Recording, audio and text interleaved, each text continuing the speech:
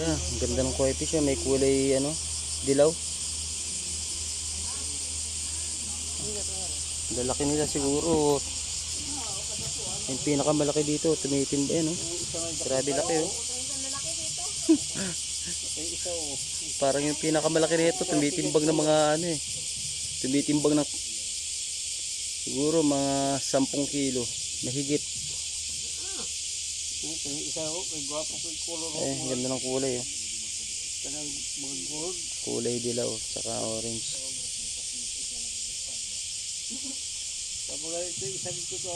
Ayan, laki na itong isang to, oh. Ayan, oh.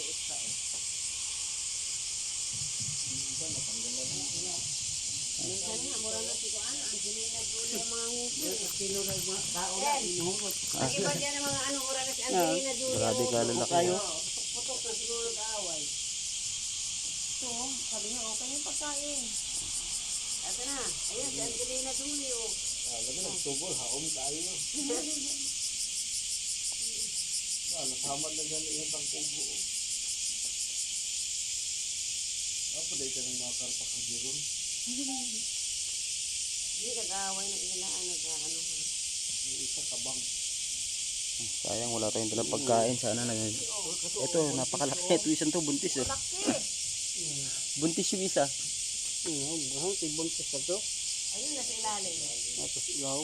Eh, may malaking isa rito, yung dumaan, oh. Ito, ang laki, oh. Nasama din yung kuwan, yung grillipit basta. Siguro tumitimbang na to ng ano, eh, mga 15 kilos, yung pinakamalaki. Nagagpo kayo. Para sa Pacific na aeroplano. 15 o 10 kilos. Saan? Pilipinas na yan? Ayan, oh, laki, oh. Parang buntis. Buntis to ha. Yan, napakalaki ng isa na yun, oh. Walang pagkain sa mga to. Parang buntis siya, oh. Ayun, si Angelina Jolie, oh. Nakanguso. Hindi nga may bao ka ron. Kaya hindi may bao makikilong isa. Talaga?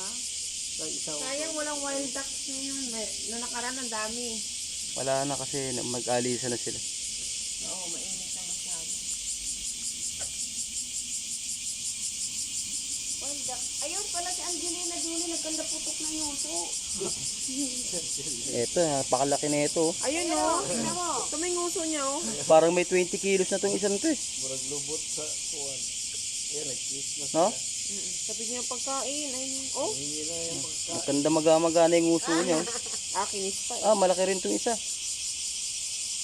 ito ang buntis. Pero yung isa na yun, napakalaki. Buntis.